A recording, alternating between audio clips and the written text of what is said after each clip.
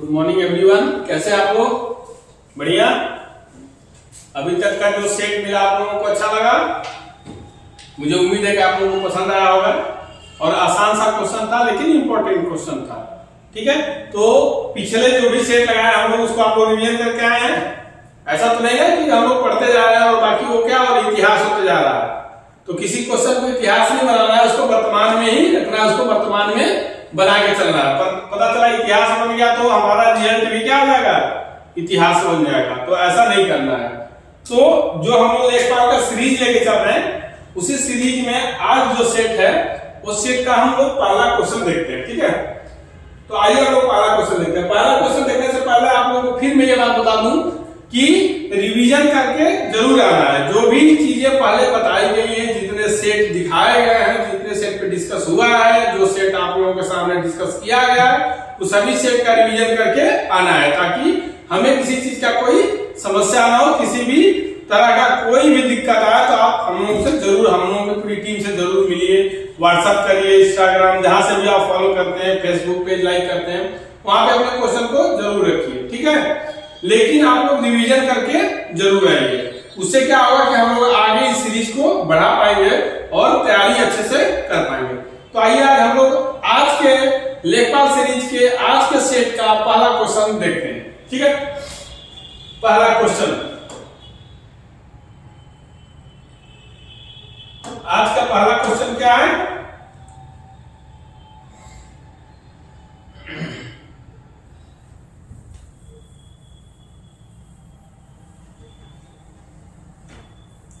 इसको हटा देते हैं, कुछ टेक्निकली प्रॉब्लम है, ये यहां से गड़बड़ हो गया चाहिए, तो इसको हम लोग हटा देते हैं। हाँ, अब देखते हैं कि आज के सेट का पहला क्वेश्चन क्या है। ठीक है, तो आज के सेट का पहला क्वेश्चन है पॉलिटी से।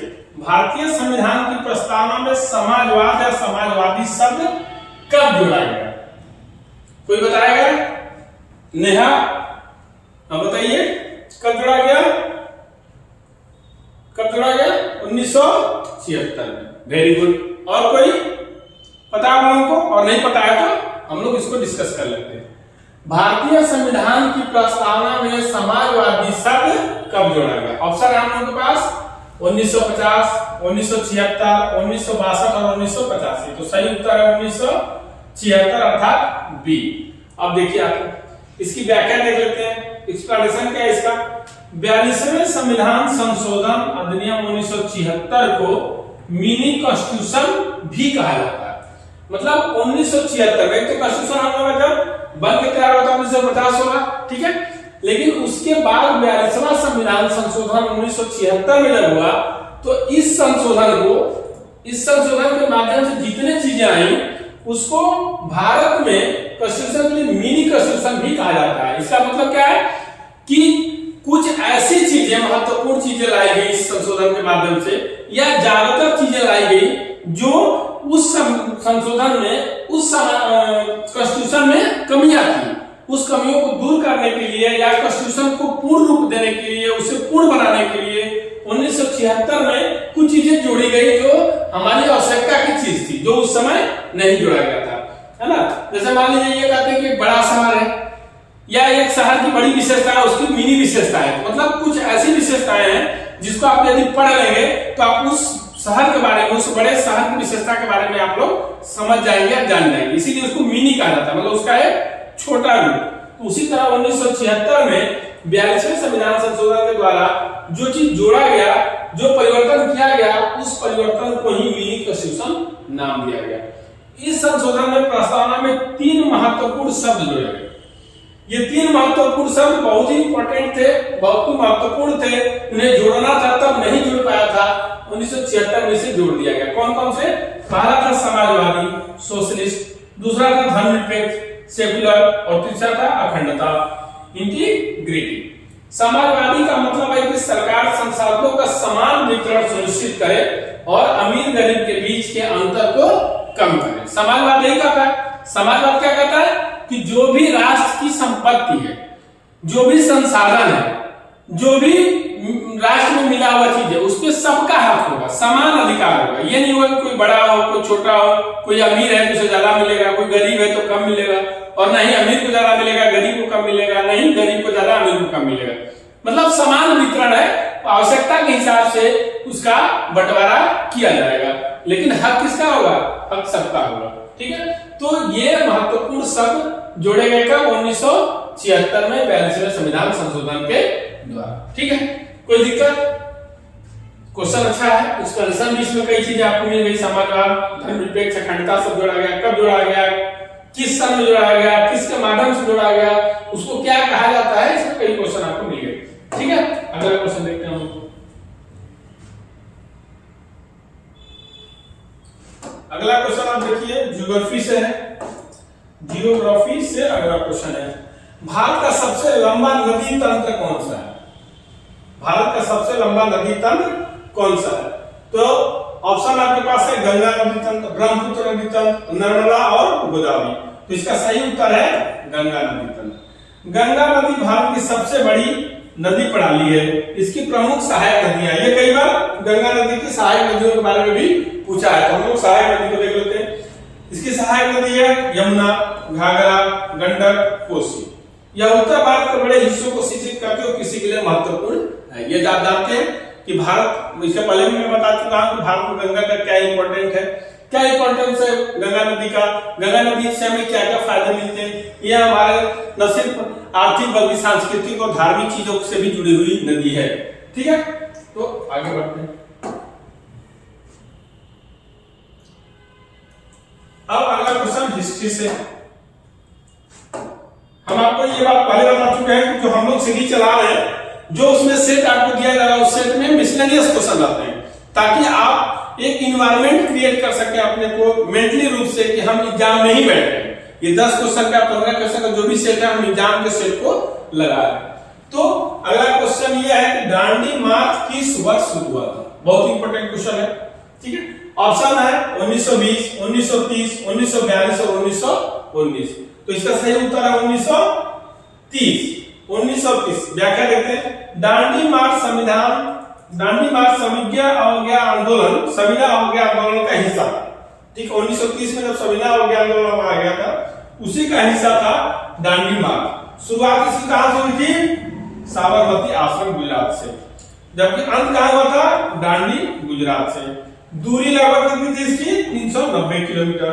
इसका उद्देश्य एम क्या था? इसका उद्देश्य था अंग्रेजों के नमक कानून को तोड़ना, और यह स्वतंत्रता आंदोलन का महत्वपूर्ण मोड़ भी बना था। मतलब यहां से स्वतंत्रता आंदोलन अपने नए रूप में, नए कलेवर में आगे बढ़ा था। ठीक है, अगला क्वेश्चन देखिए। अगला क्वेश्चन आपको साइंस है।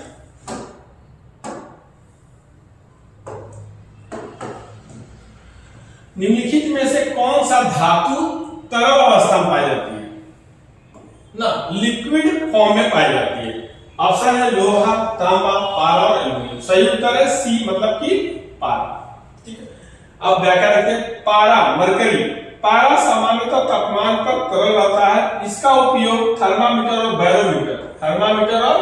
बैरोमीटर में होता है। यह भारी और विषैला धातु है।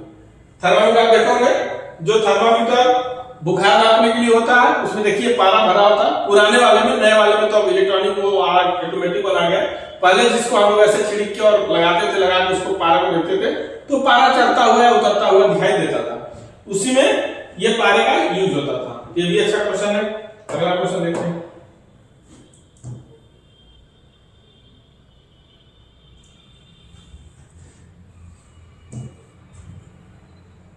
अगला क्वेश्चन देखिए।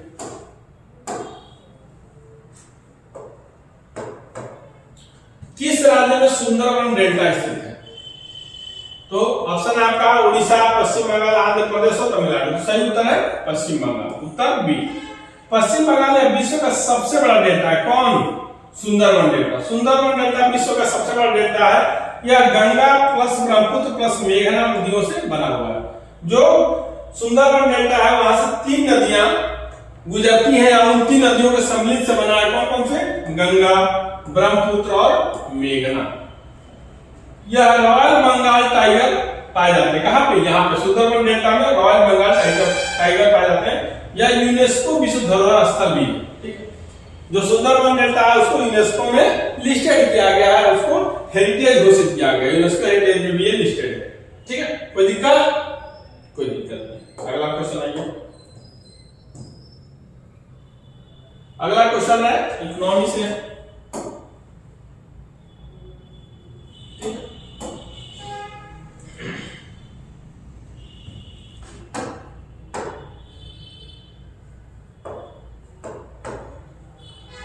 नीली क्रांति, हम लोग इसके पहले भी पढ़े थे, श्वेत क्रांति पढ़े थे, ग्रीन रेवोल्यूशन पढ़े थे। अब आज है कि नीली क्रांति का संबंध किससे है? कोई बताएगा इसको? आसान क्वेश्चन है लेकिन इंपॉर्टेंट क्वेश्चन है, कंफ्यूजन क्रिएट करने वाला भी क्वेश्चन है। तो नीली क्रांति का संबंध किससे है? ऑप्शन है दूध उत्पादन या दुग्ध उत्पादन, मत्स्य उत्पादन, कृषि उत्पादन और ऊर्जा उत्पादन। तो इसका सही उत्तर है बी, अर्थात मत्स्य उत्पादन से।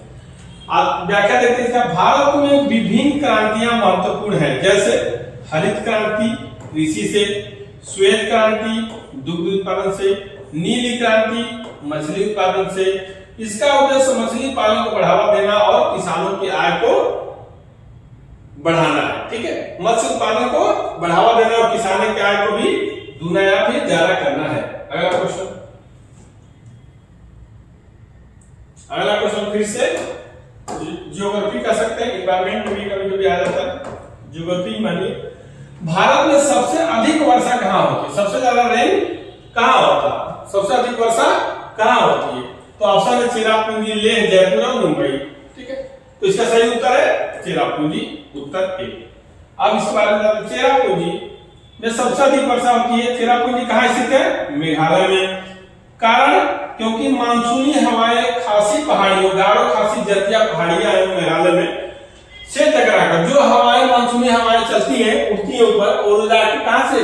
खासी पहाड़ी से, गारो पहाड़ी से टकरा जाती हैं और टकराकर वहीं पे भारी मात्रा में वर्षा करती हैं। इसी को मौसमी नाम भी बहुत अधिक वर्षा वाला क्षेत्र है। ठीक है, तो इसका मेन कारण क्या है? खासी पहाड़ी। हालांकि यहाँ पे 3 पहाड़ियां पाई जाती है, गारो, खासी और जयंतिया। गारो, खासी और जयंतिया, ये 3 पहाड़ियां हैं मेघालय में। लेकिन इसमें सबसे ज्यादा इंपॉर्टेंस है इसका खासी का। यही पहाड़ी से टकराकर मानसूनी हवाएं वहीं पे डेंस हो जाती हैं और अपने साथ जो ठंडी हवाएं लेके गई होती है वो डेंस होती है, तो वहीं पे बारिश करा देती है। ये हम लोग ज्योग्राफी में आगे पढ़ेंगे, तो इसका टोटल बड़ा मतलब डिटेल क्लास पढ़ेंगे। अब आते हैं अगला क्वेश्चन,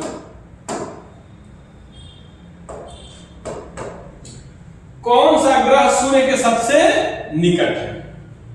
सूर्य के निकट सबसे निकट वाला ग्रह कौन सा है? तो ऑप्शन है शुक्र, मंगल, बुध और शनि। सही उत्तर है सी, अर्थात बुध। बुध सूर्य के सबसे पास वाला ग्रह है। ठीक है, दिन और रात के तापमान में बहुत अंतर पाया जाता है और सबसे कम अवधि में यह परिक्रमा करता है 88 दिन में। मतलब बुध सूर्य के सबसे पास वाला ग्रह है, यहाँ दिन और रात में तापांतर बहुत ही कम होता है और यह परिक्रमा भी सबसे कम अवधि में करता है 88 दिन में। आपको ये जानकारी हो गया, मैं बता दूं कि एक ऑर्डर है ग्रहों का, प्लैनेट का एक ऑर्डर है जो सूर्य के बाद दूर होते जाते हैं, जैसे बुध, शुक्र, पृथ्वी, मंगल, बृहस्पति, शनि, अरुण और वरुण। बाद में क्या था? प्लूटो, उसको हटा दिया गया ग्रह से। तो ये ऑर्डर है उनका। ये लोग हम लोग ज्योग्राफी में इस चीज को अच्छे से पढ़ेंगे। उस क्लास में जो पहले क्लास चल रही है ज्योग्राफी में, उसमें पढ़ा भी दिए हैं हम इस चीज को। तो उसी इसलिए पूछा गया है कि सूर्य के सबसे निकट कौन सा ग्रह है? तो सूर्य के बाद जो ग्रह होगा सबसे निकट होगा, मतलब कि बुध। उसके बाद कौन सा है? शुक्र। उसके बाद कौन सा? पृथ्वी। उसके बाद कौन सा? मंगल, फिर बृहस्पति, फिर शनि, फिर अरुण और वरुण। ठीक है, कोई दिक्कत? गुड। आगे अगला क्वेश्चन देखते हैं।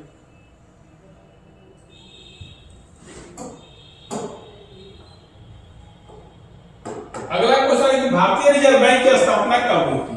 हालांकि ये क्वेश्चन हम लोगों ने शायद आप लोगों को बता दिए हैं, लेकिन फिर भी आप लोग दोबारा मान लीजिए कि अगर बता दिए होंगे तो यहाँ पे क्लास फिर से रिवीजन हो जाएगा, और नहीं बताया तो जानकारी मिल जाएगी। तो भारतीय रिजर्व बैंक की स्थापना कब हुई थी? पहला 1935, दूसरा ऑप्शन है 47, तीसरा ऑप्शन 1950 और चौथा ऑप्शन 1921। तो सही उत्तर है उत्तर ए मतलब 1935 में। आरबीआई की स्थापना हिल्टन यंग कमीशन की सिफारिश पे हुई थी। कब हुई थी? 1935 में। 1935 में आरबीआई की स्थापना हिल्टन यंग कमीशन की सिफारिश पे हुई। ये इंपॉर्टेंट है, इसको आप लोग याद रखिएगा। हिल्टन यंग कमीशन की सिफारिश हुई थी। इसका राष्ट्रीयकरण कब हुआ था? 1949 में इसका राष्ट्रीयकरण हुआ। कार्य क्या है इसका? मुद्रा जारी करना, बैंकिंग प्रणाली नियंत्रण करना और सरकार का बैंक का भी है, सरकार का सबसे बड़ा बैंक भी है। ठीक है, तो 1935 में हुआ था। किसके सिफारिश पे? हिल्टन यंग कमीशन की सिफारिश हुई थी। इसका राष्ट्रीयकरण कब हुआ? नेशनलाइजेशन कब किया गया इसका? 1949 में। और इसका मेन वर्क क्या है, कार्य क्या है? मुद्रा जारी करना, जो मुद्रा जारी करता, बैंकिंग प्रणाली पर नियंत्रण करना और सरकार का सबसे बड़ा बैंक भी है, ये बैंकर भी है। ठीक है, तो हम लोग आज फिर से 10 क्वेश्चन देख चुके हैं। आज फिर हम लोग 10 क्वेश्चन देखे। आज फिर इतना ही, क्योंकि हम लोग डेली 10-10, 9-9 क्वेश्चन, 10 क्वेश्चन, 11 क्वेश्चन देखते जा रहे हैं। तो आज के लिए इतना ही। लेकिन मैं क्लास ओवर करने से पहले फिर आपसे एक बार रिक्वेस्ट कर रहा हूँ, बार-बार कर रहा हूँ कि आप लोग जो भी चीजें पढ़ाई गई है पिछले क्लास में, पिछले सेट में, सीरीज के उस सेट में, तो आप लोग उसको रिवीजन जरूर करिए, ताकि हम डे बाय डे उस चीज को तैयार कर सकें और अपने एग्जाम के लिए मेंटली रूप से प्रिपेयर हो सके। ऐसा ना हो कि वो पढ़ाया हुआ चीज इतिहास हो जाए और जब हम वर्तमान में बैठे एग्जाम में तो हमें कुछ भी ना आए। तो ऐसा हमें नहीं करना, हमें डेली का डेली क्वेश्चन को तैयार कर लेना है, जिससे कि हमारे लिए भार भी हल्का होगा, हमारी तैयारी भी अच्छी हो जाएगी। तो बस आज के लिए इतना ही। थैंक यू, धन्यवाद, आपका दिन शुभ हो, नमस्कार।